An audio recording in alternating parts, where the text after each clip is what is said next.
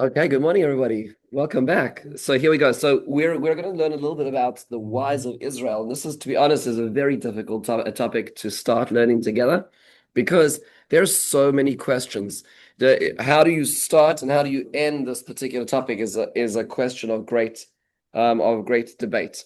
Meaning to say, there's so many questions that we could go down to: is Israel committing genocide today? And sort of deal with the haters and the blood libels, or we just go back to the original. But I thought that would be it's a better idea to deal with the more specific aspects of that relates to Torah Judaism in the whys today. Feel free to add any whys as well. But I'd like to start off by the first why, which is, why is Israel so special? Like we go to Israel, we love Israel, but why is it so special? So we say it just is, right? But it's good to articulate why it is so important, why it's so special. So there's a number of whys. One of the reasons we always talk about is the idea of it being the place where HaKadosh Baruch Hu's presence is recognized, where Hashem's holiness is realized.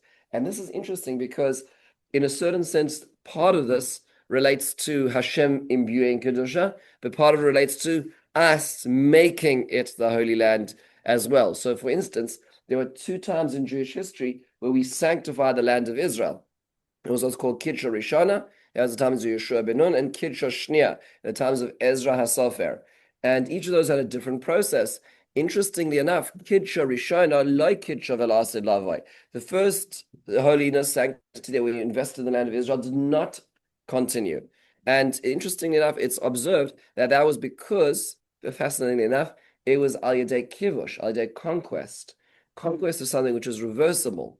But the second kedusha, which was given ironically in a much lower level, meaning the permission, it seemed like not all of Israel came, and it wasn't as vast and as triumphant.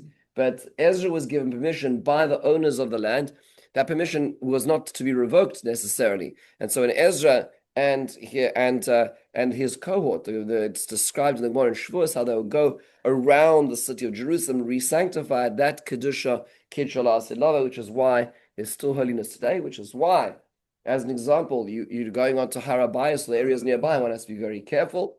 Even the outer areas, one needs to go to the mikveh, and one cannot go to the inner areas, because there is a holiness which still remains there today. But interestingly enough, it seems to be that there is a partnership between us and Hashem, where Hashem allowed us to sanctify it, and that sanctity does remain. And this has ramifications. This has ramifications for many halachas and mitzvahs. But the first thing is it's the Holy Land. And even the Christians agree to this. If you look at the Christian maps, they all call it the Holy Land. It is a holy place. That's where God is. But there's a few other reasons as well. The Torah tells us, Eretz Asher Hashem Elokecha Doreshos Tamid. It's a land where Hashem is always seeking it out. Eine Hashem Elokecha Ba Mereshis Hashana Va'ad Achris Shana. That the eyes of Hashem, so to speak, are upon the land of Israel from the beginning till the end of the year. And there's so many beautiful ideas that are involved in this pasuk. But generally speaking, this means to say is that in Israel, Hashem is more actively involved. So as opposed to, let's say, in an area in the diaspora, you could say that it is a place where there's hashkacha klalit, where Hashem is generally involved, but he's not necessarily involved in every detail. When it comes to Israel, there is hashkacha pratit. There is very unique intervention. And by the way, anybody who sees how Israel exists today, you know that this is necessary, right? There's miracles are a natural state of effect in Israel, and this is the way it works. How do people subsist? How do people make it? How do certain communities survive? Like how did it was that all these rockets were falling, and there were so few casualties. There were many people put in hospital, no question. But I mean, we're talking about ballistic missiles. We're not talking about firecrackers, and nonetheless. It's the place where Hashem's hashkacha is found, and that's another reason, which is an expression of the holiness, but it's another idea. Similarly, it's the only place that Hashem gives prophecy, right? So you're familiar with this? So anybody who's a prophet had to be in the land of Israel. So much so that the Gemara asks on the prophets who weren't in the land of Israel. Who are prophets who are not in the land of Israel? Yechezkel, and the other one was Daniel, right? So how could those prophets? They weren't in the land of Israel. Yechezkel was exiled as a young boy to Babylon, and Daniel was also exiled as a young boy to Babylon. They were contemporaries around the same time, and yet they gave prophecy. And the Gemara has different answers. Was it because they're by the Yechezkel's by the Nar Kfar, and that was by a body of water, which was, so to speak, connected to the land of Israel, or was it because they were prophesying about the land of Israel? But the point is that they're the exceptions to the rule. But prophecy, which is an expression of HaKadosh Baruch Hu allowing himself, allowing the connection to the divine, only happens in the land of Israel itself. And more than that, actually, the Psukim tell us that it's a special land that Hashem says, he says as the following, Ki Hashem says, don't sell the land because it could be, you sojourn with me, so to speak, because the land belongs to me.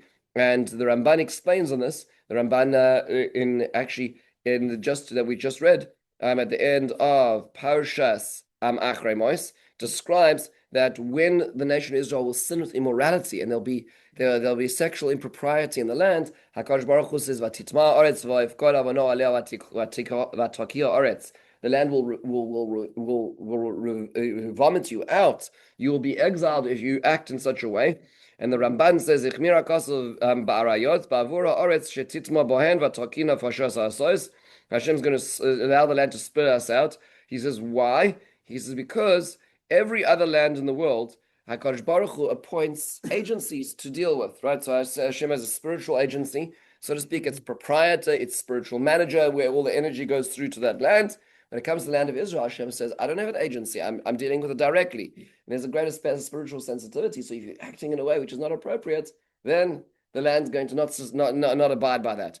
And that, by the way, is why the Canaanites were deserving of destruction. The Canaanites were a very immoral people. And so Hashem says, they've reached the end of their line, and so they're done. You're going in, but make sure not to act like them, or otherwise you're gonna have the same treatment because the land will not abide by it. Okay, so there's many reasons why the land is special. I'm sure we could add even a few. But then the question is, but why is it important for the Jewish people to be in the land? I mean, that's a separate question. Question number one was, why is the land special? But why is it important for us to be on that land itself? Why is it important for Jews to have a state? The most basic one is what Rav Soloveitchik says in here, the 6 knocks in Kol Dodi Dofek, in the section where he says that there needs to be a safe haven. There needs to be a place where Jews can go. And by the way, this was the logic of Theodor Herzl. Right? Theodor Herzl was, I see anti-Semitism rising. He was a journalist covering the Dreyfus trial in Paris. And when he suddenly realized, wait a second, it's not just those Russian Cossacks who can't put 2 letters together and drink vodka for breakfast. It's the French. It's the French that these articulate Western, progressive nation, and they're still as anti-Semitic as the Russians. And he said, "There's a problem over here. We're gonna run into a train wreck if the Jews remain in Europe. We need to figure out a place to get the Jews out. We need to build a state, right?" So that's what he started working on in the 1890s, which is when the Dreyfus trial was contemplated. Dreyfus effect continued for another decade after that. But he carried on working on this, and by the way, he found lots of allies.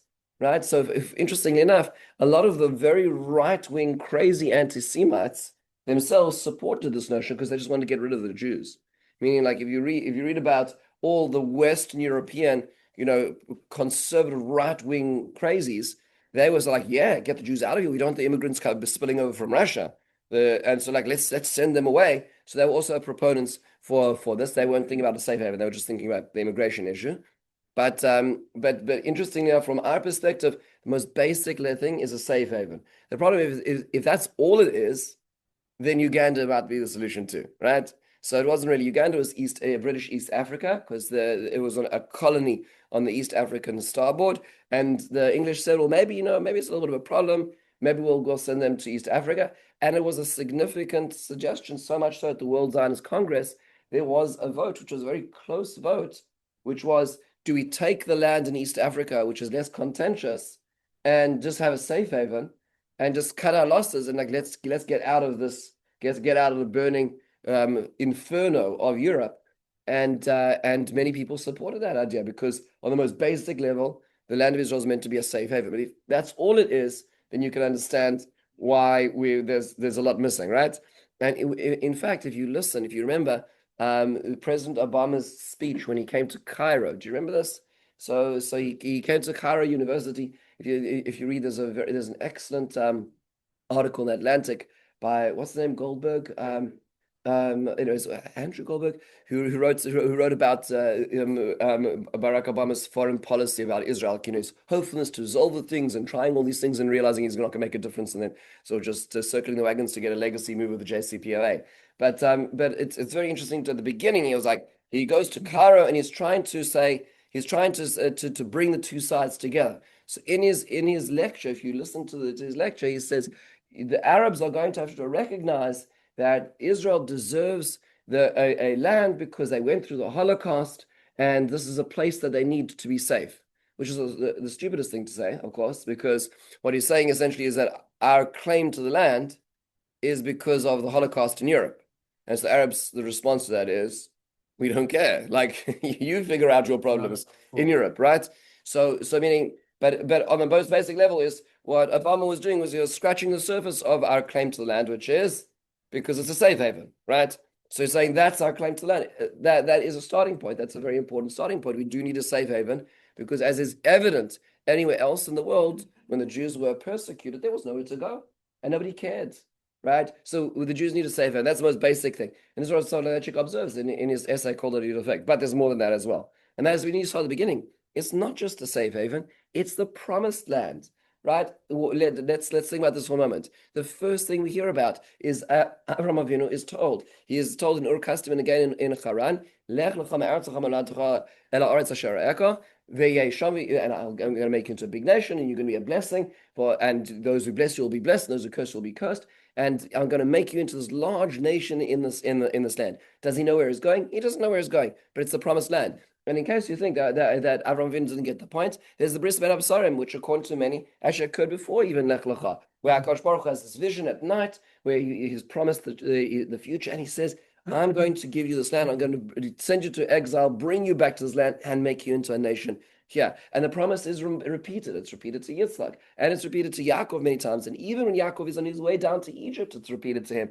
Again, HaKadosh Baruch Hu keeps promising this land. As they're in the land of Egypt, HaKadosh Baruch Hu then turns to Moshe Rabbeinu, sends Moshe Rabbeinu in, and the promise is I'm going to not just 4 languages of redemption, but the 5th language is Ve'evesi. I'm going to bring you to the land of Israel. They get out to the desert, they receive the Torah, and then they're about to go to the land of Israel, but they slander the land of Israel. So then they have to take a little bit of a siesta. Then they come back. Meaning the whole point is this whole process is to move to the promised land. It's the land HaKadosh Baruch Hu has promised to the nation of Israel.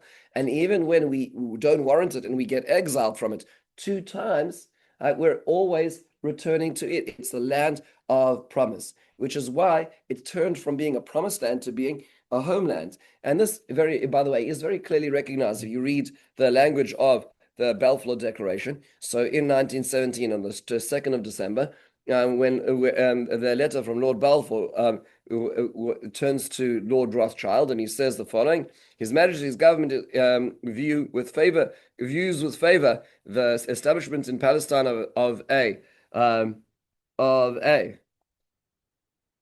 national home for the Jewish people, and will use their best endeavors to facilitate the achievement of this object, it being clearly understood that nothing shall be done which may prejudice the civil and religious rights of existing non-Jewish communities in Palestine or the rights or political status enjoyed by the Jews in any other country. That is the Balfour Declaration itself.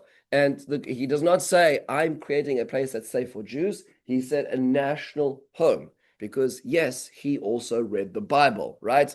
The point is there was no Holocaust at this point in time. There was the Jews were not being murdered in the millions. In Russia there were lots of problems, but in general, he was saying this is the Jewish homeland as was promised in the Bible. If you read the Bible, that's where it comes from. So that's number 2. But it's more than that.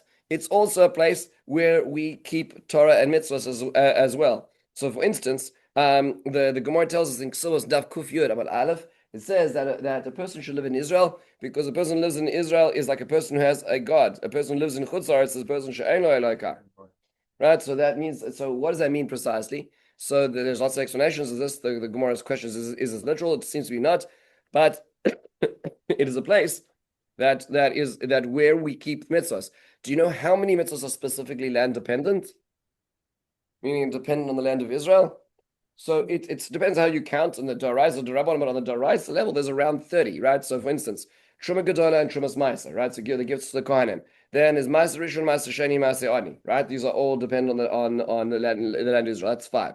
Then there's the mitzvah of Chala, which is taking out the dough. Is Chala in Chutz La'aretz, midrabanon, right? But on a biblical level. The Shemitah and Yovel, right? So letting the land rest, the prohibition of agricultural work, Kedushas Shvias, Biur Shvias, Shmitas Ksafim, which is another part, letting the loans go. These are all land dependent. The Yovel, counting the Yovel cycles, returning land at the end of the Yovel cycle, freeing Jewish slaves, blowing the shofar. These are all mitzvahs which are only in the land of Israel. More than that, we have the mitzvah of Orla, which, yes, in Chutz La'aretz, but again, the primary mitzvah is in Eretz Yisrael. There's Netzah Revai, which is the 4th year, Kilayim, Kilei Akeren, Peah Leket Shecha Peret, Olalois, right? There's Bikurim, which was brought to the Beis Hamikdash. There's Aliyah L'Regel. The list goes on and on and on of all the mitzvahs which are really only meant to be in the land of Israel. Now, many of them, you can say, okay, midrabanan, maybe it applies to Chutz La'aretz and so on, but there's so many mitzvahs which are meant to be in the land of Israel. So you say, okay, so why are the Jews meant to be in the land of Israel? The answer is to keep the Torah and mitzvahs, which Hashem said we should keep that. In fact, it gets more than that. If you actually read this Reish Sakai's video Maasros, but if you read a little further, actually in the Torah itself, the Torah describes that there's actually a mitzvah itself of living in the land itself. So, for instance, the Sifrei says, "Virashtem osav yishavtem bo ushmartem nasois." The Sifrei says, "Yeshua Eretz Yisrael shekula keneged kol mitzvah sheba Torah." Living in the land of Israel is a way like keeping all the mitzvahs in the Torah.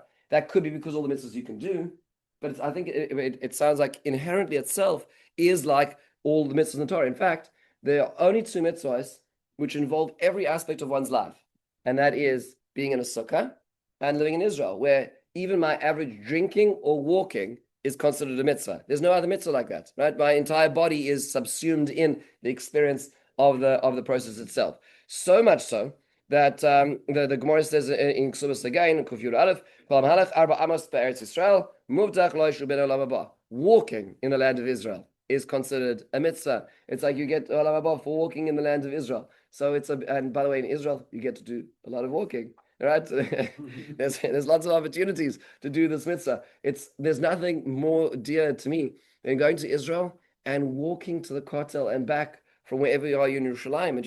It's such a schus to be able to walk in the land of Israel. But in fact, the Ramban makes an observation, which is a terrifying observation, which is found in Kriyas Shema, where the Ramban says, based on the pasuk we say in Kriya Shema V'avadatem Mehera Me'al Adama that we talk about in Kriya Shema in the 2nd paragraph, and he says Av al pi shani megaleh eschem min haaretz lechutz laaretz. Hashem says, if you look at the 2 paragraphs of Kriya Shema, the first paragraph is talking about keeping mitzvahs in a vacuum, right? The 2nd paragraph is you're not going to listen to me. I'm going to kick you out and then keep the same mitzvahs, right? You know that? Meaning the examples it uses are tefillin, teaching children, mezuzah, and those are the primary 3 that are talked about, right?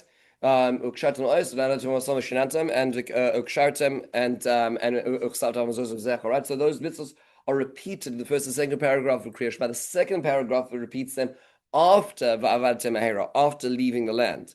So the Ramban comments on that to say why they're repeated. It's almost the same format, just after Va'avadatem Mehera. Why is that? So he says you should still keep the mitzvahs in Chutz La'aretz. Hayu mitziyonim b'mitzvahs keshetachzeru lo yiyu aleichem chadashim. He says you should keep keeping the mitzvahs in Chutz La'aretz to be in practice. So when you come back, which means the Ramban says that's pretty shocking. That means to say is the real McCoy is keeping mitzvahs in the land of Israel. In Chutz La'aretz, it's training, right? That's what the Ramban says, mitzuyonim. So you should. That's what the Ramban says. So meaning to say even the regular mitzvahs. Now, mezuzah is not land dependent, right? Mezuzah is dependent on having a house, right? But even having a house, the mezuzah on a door in Chutzar is not the same as the mezuzah on the door of the land of Israel, which is why it's so important for Jews to be in the land of Israel. Another aspect of this is it's not just a holy land in terms of mitzvahs, it's also a special place in terms of Torah itself. In fact, the Gemara, the Sifrei says, Ein Torah k'Torah Eretz Yisrael. There's no such thing as like the Torah of learning in the land of Israel as well. In fact, the Gemara says, Basra Kuf Nun Hey, Avira de Eretz Yisrael, Machiem. Even the spirit, the aura, the environment of the land of Israel makes one wiser. There's greater opportunity for this. And it's so, if anybody thinks about the opportunities one had to learn, it's not just because it was a break in life where one could go and spend, whether it's a semester or a seminar or a year or what it was that ever he had the chance to do. It's not just because of that space and time, it's because of the context of that space as well, which is being described over here as well. Similarly, and this is something which I think a lot of people fall short of in understanding, is it's not just a place for Torah, it's not just a place for mitzvahs, it's not just a place that it was the promised and homeland. It's not just a safe haven, it's more than that. There's another aspect to it, and that is it's meant to be a place for a model society. It's meant to be a place where Jews can express themselves in the most moral of ways. And in the writings of Rav Hirsch, remember Rav Hirsch is writing before the state of Israel. And Rav Hirsch never saw this. And Rav Hirsch, living as a German citizen, writes, the Jewish nation is to represent agriculture as well as commerce, militarism, as well as culture and learning. The Jewish people will be a nation of farmers, a nation of businessmen, a nation of soldiers, and a nation of science, thereby as a model nation to establish the truth, and that the one great personal and national task which God revealed to in His Torah is not dependent on any particular kind of talent or character trait, but the whole of humanity in all its shades of diversity can equally find its calling in one common spiritual and moral mission and outlook in life. Very profound poetic description, but that is only possible when the Jews are living in Israel. It's only possible that you can have one national homeland which represents those values. And you can say all you want about Israel, but there's no other country in the world that has on the front row of a bus seat, Mipnei Seva Takum, right? In front of the elderly, please stand and give the seats. There's no other place in the world that the graffiti has psukim of Mishlei on walls, right? There's no other country in the world that is investing itself nationally, not just individuals, do-gooders, to go and find ways to create water in Africa or hurricane relief in Haiti. There's no other country in the world which is exporting not just its technical and agricultural know-how, but also its morality as it teaches other countries. This country, throughout the war, has reached the highest level of the shekel, right? Since in the last 30 years, right now, right? After 2.5 years of war, Israel's happiness rating has risen through the course of this war. Israel you can't have that if you have pockets of Jewish communities who are fraternizing with the local politicians wherever they live in the world. No matter how well connected they are, they don't give them the platform to scale this expression of what it means to be Jewish. One of the most painful things today is because of the blood libels of today. It's very important to call them blood libels because it's the same story as 150 years ago when it was a child that was killed by Jews, right? And the accusation comes, and after all the proof proves that it wasn't the case, it's too late because the damage was done. It's the same thing.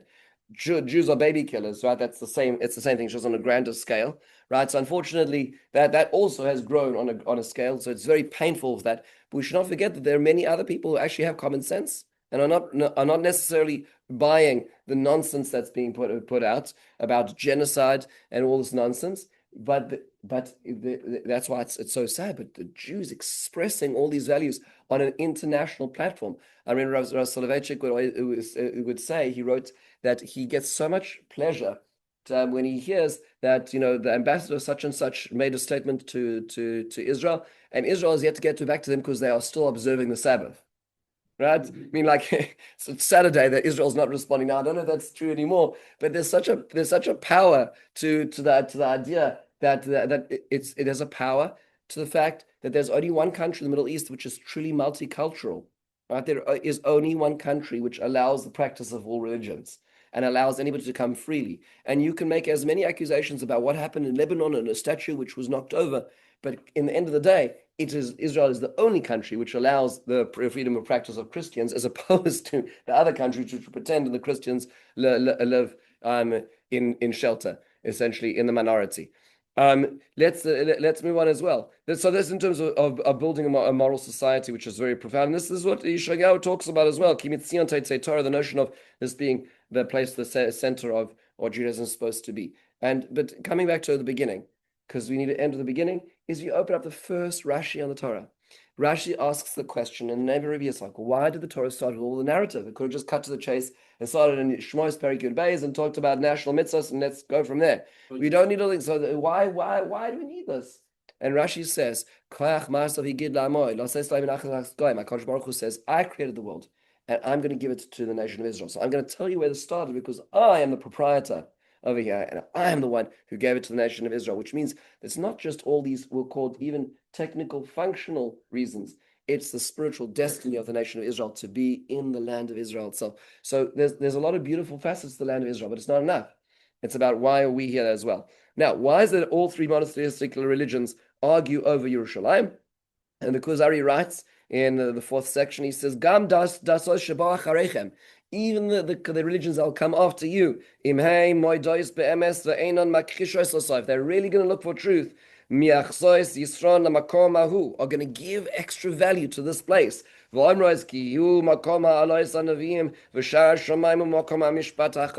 say, this is the place of judgment. And so it is, and so it has been. And that part of the reason is because the other religions, created themselves out of Judaism, right? So Jesus was a Jew who walked the streets of Jerusalem, and that's where he was killed, right? So meaning to say he was living in the land of Israel. So he built his sectarian group, which ultimately turned into a separate religion based on Judaism. So of course the epicenter was Jerusalem, and so many Christians go to pilgrimage because whether it's the Church of the Nativity in Bethlehem, or where you go to the Holy Sepulchre, or this is all Jerusalem, because that's where it all started. That's all it started. We went to the Jordan River the other day, right? And then all the Christians are bathing, they're baptizing themselves, and it's like all the stories of the Bible happen there, for crying out loud. So of course they're gonna, it's going to be the New Testament is all founded in Israel, right? It wasn't America, it wasn't England, it wasn't France.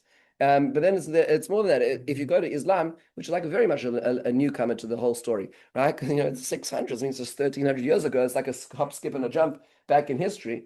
So when Muhammad came onto the scene and he created Islam, so he created Islam out of two basic pillars. The one was the Jewish tribes of Medina, which he was friendly with as he became the governor of Medina, and also the pagan tribes. The Kaaba predates in Mecca, predates Islam. It was a pagan shrine, so he just turned it into a Muslim shrine. Okay, even the Hajj, the idea that any Muslim who goes to Mecca and they go they have an appellation to their name, be called Hajj, like Hajj al-Hussein, you add to your name Hajj if you went there, and you go to the Kaaba and you circle it, right? You circle this rock 7 times, and millions of people go and do this, right? But Hajj is just the word Chag, right? Where did that come from? We're circled 7 times. You go up to Aliyah Regel, right? It used to be to Yerushalayim as the Jews, and you go and on Sukkot there'll be 7 circuits of the Mizbach. I mean, it has to come from somewhere, right? He didn't. This wasn't a prophecy. And similarly, at the very beginning, and the Qibla, the way they would trace their prayers was to Jerusalem, and the reason for that is because he was basing his religion based on Judaism, right? At a certain point, when he conquers Mecca, right, by breaking a contract, by the way, a peace treaty, then that's when they turned the Qibla towards Mecca, right? But it started off actually facing Jerusalem. So Jerusalem got this, the third class seat. It's amazing. And today, when you hear people talk about it, the Al-Aqsa, which is the third holiest place to the Muslims, and the Jews also claim is important. It's like, no, it's like, I'm so sorry.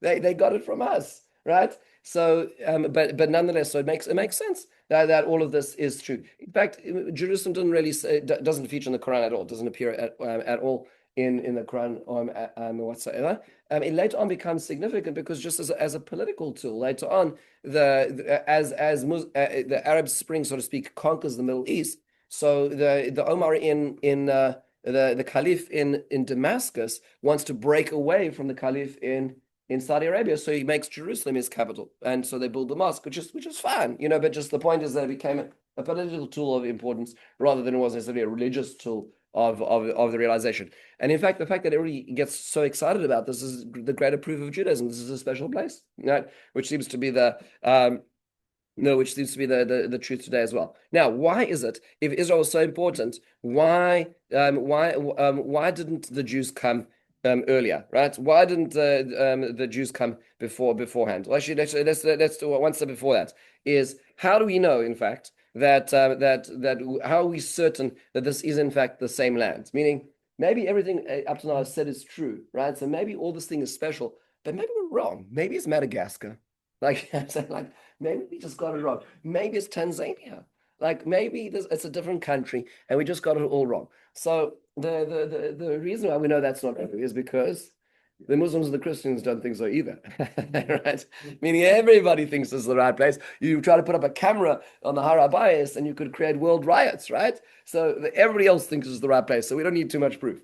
But in addition, of course, there's lots of proof. I subscribe to a archaeological magazine called Let the Stone Speak, and I'm a little bit of a nerd in that way, but it really is fascinating because every month they're finding more things, you know. But just some of the main ones which are important to realize is that there's a lot of things. There's the Mernataf Stele. The Mernataf Stele is from 1200 BC, and it's where Pharaoh Mernataf conquers the southern regions of the area of Canaan and Israel, and he talks about Israel, right? So he says, I've conquered the land, and he says, and the seeds of Israel had been laid waste. The Amarna letters, we saw this because we went to Gezer together, and in Gezer you have these letters which were sent to Amarna, which is the capital, one of the capitals in Egypt in those days in the Nile Delta. And they have these tablets which are letters sent from Canaanite kings, and they talk about, please save us, the Abiru are coming. The Abiru is Hebrews, right? So the Israelites are coming. This is dated at the same time. There's the Mernat, there's a number of things. We went to, as an example, the Mizbeach of Yeshua ben Nun is dated, carbon dated to the time they enter the land, and there's two caribs which are seals of the pharaohs dropped in the center of the area that they burnt, which means they came from Egypt to the top of this mountaintop. There's the Mesha Stele, right? Mesha is not the Yiddishism of Moshe, right? The Mesha was the a Moabite king, right? So on Transjordan, we have the Mesha Stele. Yes, it was broken by Vandals, but they did do a relief of it before it was broken by the local Arabs. And in it, we have the whole description there of Mesha talking about how he reconquered the land from Israel, which directly matches the whole description of Omri and Achav, which is in Sefer Menachem as well. We have the Tel Dan Stele, which God willing, hopefully the next time we're going is going to be going to Tel Dan up in the north. So the Tel Dan Stele, which talks about the kingdom of Israel and the house of David. We have so many things all the way through. We have the Sancheiriv prison, we have the Lachish relief, we have the Silwan inscription. What? The language is the same. It's just it speaks everywhere you walk in Israel. Here you go for a nice nature walk and you see beautiful maple trees in bloom. In Israel, you go for a nature walk and you see 3,000 years of history at your feet, right? So anywhere you go, suddenly you realize, wait a second, this is our history. This is who we are, right? So it's very clear this is where we come from. Now, how do we know that we are the Jews of old, right? How do we mean, like, okay, so we know it's the land, but how do we know we're the Jews? Maybe we're just Europeans, right? We are just colonizers looking for a way to take advantage of the local inhabitants. So the truth is there's a number of reasons. First of all, is that we keep record of where we came from, right? Meaning to say, I know that I grew up in South Africa, but I know that my grandparents came from Lithuania, and they know that from before Lithuania, they traveled from Ukraine. And they know from before that meaning to say every step of the story, we know where we came from. And we know the historical events which led to the movement of our ancestors, each side of them. So looking around this room, there's a number of nationalities over here. We may be a more simple nationality, in the sense that we're Ashkenazim. Go speak to the Sephardim and understand the story is much, much more complex to different lands, but we know where we come from, we know where the story is. In fact, as well, there's also a lot of, when it comes to the genes, there are specific genes which match the ancient Canaanite genes, which, meaning of the locale, which we are connected to as well. The story, there's a beautiful video by Open Door Media, which is actually they did an excellent job if you have a chance watching this. It's about a Jew who's a Guyanese Jew. He grew up in Guyana. And his mother grew up in Guyana. He grew up in America, and he's describing the story of his family. And one side comes through Guyana, the other side comes from Israel, the other side comes from Persia, the other side comes from Lithuania, and that's the story of Jewish history. Is we've traced. We're not just happens to be that Jews start looking like the people they grew up like because they're whether it's intermarriage or whether it's their culture or the climate. Slowly, Jews start looking like the people, and also Jews like to fit in, so they dress and act like the people in the locale that they do. So it may seem like other locales, right? I don't. I mean, has Afghanistan a connection, right? Morocco and Afghanistan. So like, just there's the story. We know where our stories are. We don't happen to happen just fallen off the side of a planet. Why is it if it's so important that Jews have not come back to Israel up till now, right? So why is it that if Israel's so important and the land's so holy and we're meant to be this, so why did Jews not do this? So the answer is very pragmatic. For the first point is, first of all, the answer is Jews did, right? So throughout the course of history, Jews did come back to the land of Israel, right? So for instance, we have many centuries of Aliyah, the Talmidei Havil Nagon, the Talmidei Baal Shem Tov, the Aracham HaKadosh and his Pasa. We have multiple layers of individuals making Aliyah. The Ramban 700 years ago. We have many people who've documented their things. There's a book called the Kaftar Aferach from an individual by the name of Ishtar Parchi, around 800 years ago, who's making Israel. Binyamin of Tudela. We have people who are moving to the land of Israel, moving through the land of Israel all the time, but on an individual level. So why not on a more mass level? So the first reason is because if you read about the economy in the land of Israel, well, there wasn't an economy in the land of Israel. There was nothing. There was no commerce. There was no business. It was an arid land that was left to pots. There was nothing to develop. In fact, if you look at the way it was tended in the 1800s, just as an example, there was rich landowners who owned great swaths of land, but they didn't really care for it. So what they did was they rented or they hired fela, which are these local Arab inhabitants, to work it. But the return on investment was so low that ultimately they couldn't pay back the workers were not able to pay back the amount that they were given to be able to farm that land. So basically, they'd farm the land for a season and then they'd go to another farm because they didn't have enough money to pay back the necessary money from the landowner who didn't really care about the land, which is why it was completely fallow. Nobody cared. So there was no economy. How could you go there? There was nothing to build as well. More than that, is foreign empires controlled it. So whether it was the Turks, whether it was the British in the most recent go-arounds, but there's been 44 different conquests of Jerusalem. So there's been multiple different landowners throughout this process. Some of them were more friendly to the Jewish trade. Some of them were less, and they did and put immigration quotas on the Jews, and made it very difficult for Jews to go this. And so therefore, Jews took the path of least resistance, which is if there was a country that was interested in having them, they went there. So that country sometimes turned out to be Poland, sometimes turned out to be Spain, and sometimes turned out to be France, and sometimes turned out to be Germany. And you can read how it began. If you read the beginnings of the annals of the Jews in England, how they were invited in, and they were invited in as tradesmen, and they brought their families, and they settled down, and then they took the only professions they were allowed to have, and then they were blamed for having the only professions they were allowed to have. And then they owned too much money because they were successful in society, which allowed them to succeed. And then they kicked them out in order to cancel the debts. And then they invited them back in because they needed more money lenders. So whatever it was. But the point is the Jews went wherever it went, they could. And Israel was not one of the places they could. There was a brief period during the Ottoman period where Tzfat got resettled, right? Because there was trade that was going in Tzfat, and there was certain tax relief which allowed the Jews to establish in Tzfat. But it wasn't Jerusalem. Jerusalem remained fallow for that point in time. And so Jews went where it was easier.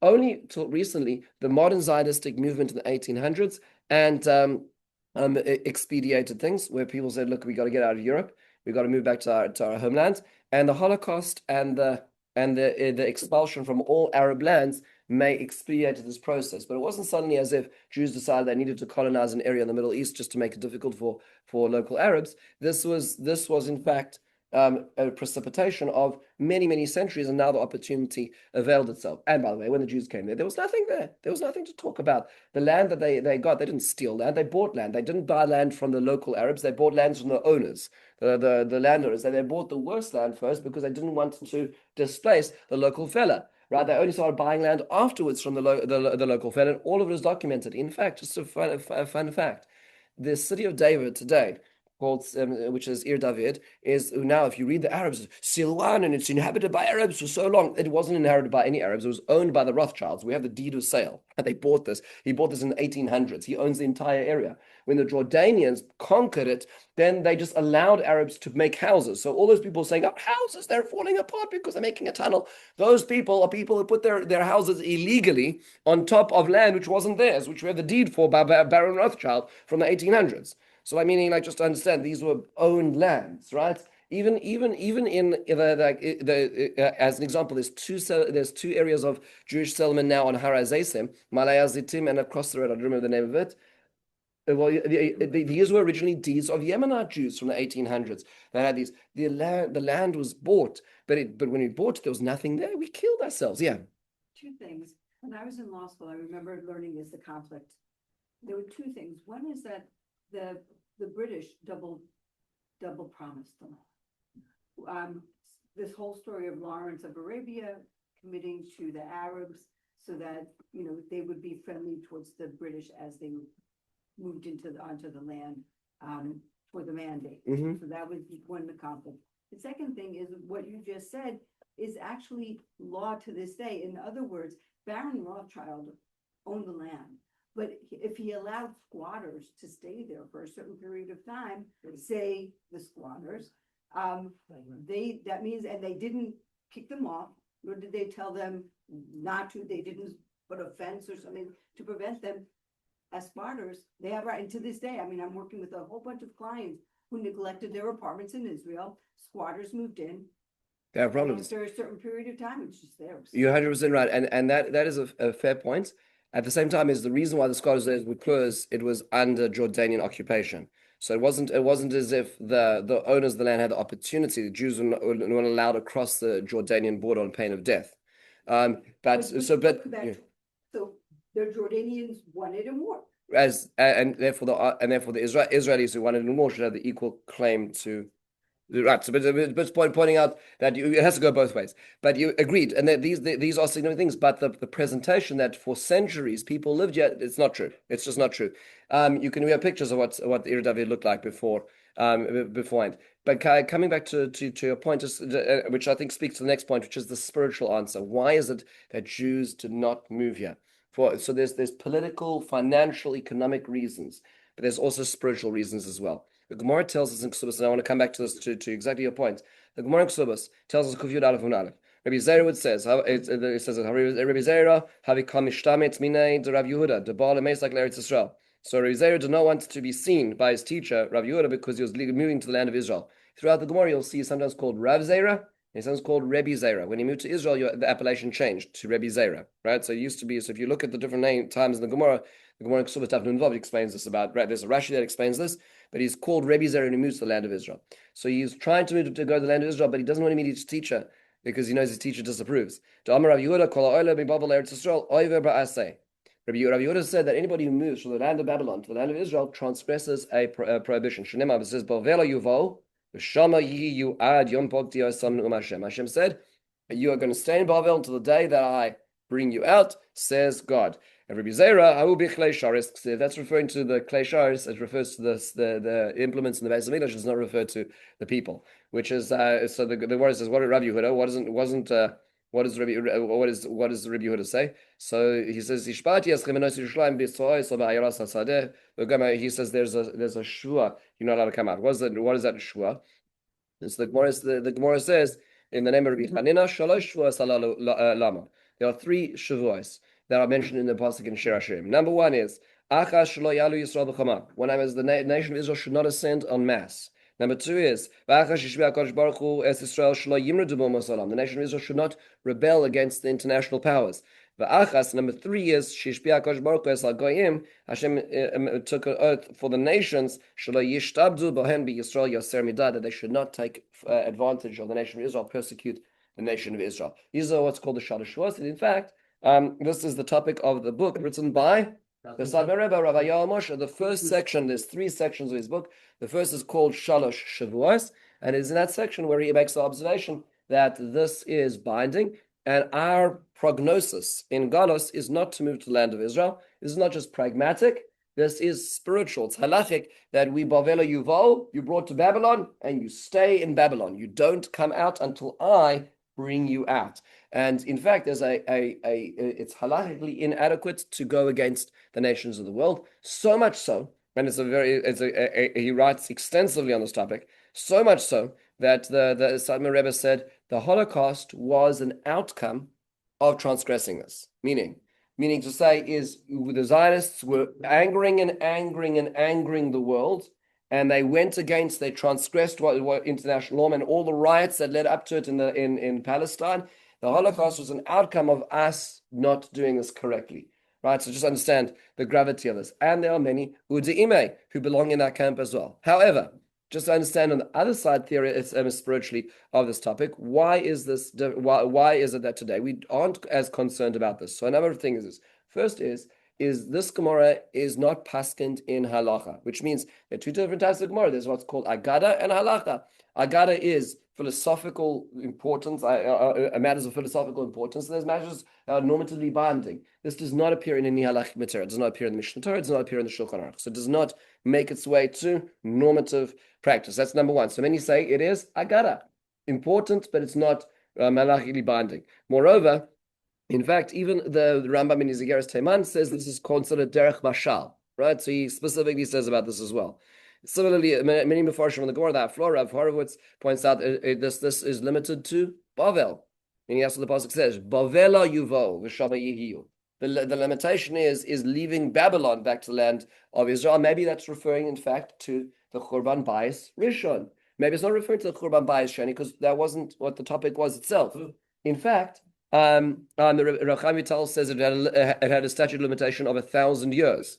The Vilna Gaon says it refers to the building the Beis Hamikdash, not coming to the land of Israel. But there's more to this as well, and that is as follows: the Isur, the prohibition was bachoma. Bachoma means en masse, and if you look at the numbers just of the waves of Aliyah, yes, there were Jews who came, but it was not en masse before. The Turkish and British limitations on immigration were so low. Even in 1939, where the British closed the door of Palestine essentially to the Jews of Europe, thereby sealing their doom. Right, the British were complicit with the Nazis in that respect. They limited it to 75,000 immigrants over a period of 5 years. Like it's ridiculous numbers. Right, so the bachoma, there was an opportunity of bachoma in the way that's talked about. Moreover, and this is perhaps I think the most convincing, is the Avnei Nezer. The Avnei Nezer, the Sakachava Rebbe says, we're not supposed to yimredu ba'omus ha'olam, to rebel against the nations of the world. But what happens when the nations of the world agree to give it to us? So in 1917, on the 2nd of December, when Lord Balfour who says that knowing that they're going to get this mandate called Palestine, and they decide to make it a mandate for the nation of Israel, and you say, "Oh, what's that going to the Ummah Sa'olam?" Well, Britain can't control that area, but it's more than that. Ultimately, that was voted in by the League of Nations in the San Remo Conference 3 years later, right? In 1921, the San Remo Conference, where what was that? It was 20, right? So just after World War I, essentially there was mandates. There's a system of mandates. So many countries got different areas of the world, and the English agreed to use the British mandate as the homeland for Israel. Coming back to Sari's point for just a second, if you look at the original map of the mandate of Palestine of the British, it is way bigger than what Israel is today. And in fact, in their initial intent, England had intended to give both sides of the Jordan as a Jewish homeland. But there was a lot of equivocating, and local Arabs said, well, we also da-da-da-da-da. And so much like where they gave to the house of Saud, this area called Saudi Arabia, his cousin, they gave as the king of the east side of the British mandate, which means this was the first two-state solution. They said, and by the way, that's 80% of the mandate of Palestine. So they gave 80% of the mandate of Palestine to the Arabs to say, this is your land, so the Jews can get the remaining 20%, right? So, and just think about the ridiculousness of all of this. So then the Arabs all say, no, we want this part as well. It's like, no, that was the point, meaning we voted that into law in the League of Nations that there should be a Jewish homeland. So that was permission given to by the nations. So this was not Yalu Bachoma. The only reason why it became difficult was because the Arabs didn't want any Jews in the Middle East. And therefore, they were rioting throughout the 1929, then 1936 again, in 1940s. They were rioting because they didn't want a two-state solution. They didn't accept the Peel Commission option in 1936. They didn't agree to the 1947 partition plan. They never didn't want any Jews. There was no compromise ever on the Arab side whatsoever. They got the east bank of the Jordan, and that wasn't enough. They got most of the land of Israel in the Peel Commission, and that wasn't enough. But that was the Arabs. But the international community, first in the League of Nations and later on in the United Nations, said yes, which means that it wasn't Yimradu Ba'omas Olam. We weren't rebelling against the nations of the world. We were doing it with the mandate of the nations of the world. And so, and for another reason, that it's also not binding the Shalosh Shavuos, and that's a very simple reason, is they're bilateral. They're not unilateral. And that is, the third of them is, they should not overly take advantage of the Jews. Meaning, I'm going to set up a system, says God, where the Jews will be in exile, and they're going to subsist in exile until I take them out. And the Jews should not rebel against the nations. The nations shouldn't persecute them so much. But what happens when that's not true? What happens when they persecuted us so much, so cruelly, so much without accountability, that there is no alternative? And therefore, if one party of the treaty is not keeping that treaty, then the other party does not have the responsibility of keeping that treaty either. It's bilateral, which means the Shalosh Shavuos is negated not by us, but by them, and therefore allowing us to come to the land of Israel. But this is one of the greater hesitations, which is why you will hear different people who have different perspectives in terms of spiritually and practically as well about this. You see, I had many other questions I wanted to get to, but I just last night I was like, I can't. It's just too much to talk about because there's so much more. What about halal on Yom HaAtzmaut? Right? What about having a military and so on? I will just leave with one last observation, which I think is incredible, which I heard from Rav Tamir Granot, which I thought was really a very, very insightful point, is that even the notion of these Shalosh Shavuot, these three oaths, is clearly a idea which was developed in exile. Right? Meaning, we all had Shir Hashirim for two Batei Migdash, and nobody said this, the Gemara in Ksubas, about those. Right? We had this book, Mishpat Yischem Enos Yerushalayim, Im Toiru As Aba Techbats. Right? We had those psukim. Nobody interpreted them as the Shalosh Shavuos until we were in exile, right? Which means for centuries before, and we had those pasuk, and we didn't interpret that. When did this interpretation become rendered? Make sense? Meaning some sage at some point in time said there are these Shalosh Shavuos, but clearly they were not in effect or not understood beforehand because they were living in the land of Israel, right? When did they come into effect? The answer is they came into effect after the Bar Kokhba rebellion. And this is the observation he makes, which makes so much sense, is at a certain point, Jews were active in history. And they felt that they were doing what HaKadosh Baruch Hu wanted by being on the international stage, taking up arms and creating sovereignty in their own state. And although we lost against the Romans terribly in the Great Revolt between the years 63, 65 to 70, and the Jews are crushed, many religious Jews said to themselves, wait a second, but those people who were fighting were not the good guys. The Jews weren't the good guys. If you read the annals of Josephus, they were pretty bad people. The rebels, they were disparate groups, and they were really not, the zealots and the Biryonim and the group, they weren't in the Gemara. The Gemara doesn't even recognize them to a large degree. But then you say, maybe if the religious Jews were to do this for a religious mandate, then maybe we'll succeed. And in fact, they had a religious mandate. Rabbi Akiva, the great sage of the generation, endorsed Bar Kokhba, Shimon Bar Kokhba, as the possible Messiah. Right, so he fights this war. He takes Torah Kochav Yaakov. He takes Jerusalem back. He mints coins. There's a new small nascent state against the Romans, and then it's crushed even more mercilessly than the Great Revolt 65 years beforehand. And then you say to yourself, at that point in time, people reflected and said, "Wait a second. Maybe our role is not meant to be on the international platform anymore at this point. Maybe we're meant to be in Golos at this point in time. Let us recede from the stage. Maybe we ought to wait for Hashem to show us a sign." And at a certain point, Jews recessed from political history. Jews moved back into, in a certain sense, the Daled Amos Shel Alacha, which is the way it's described, is we moved back into the base of Medrash and said, we're going to preserve our tradition, and live in a host culture.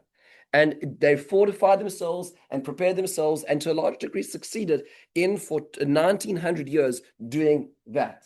And the question that arose in the 1800s was, has that changed? Is God speaking through history again?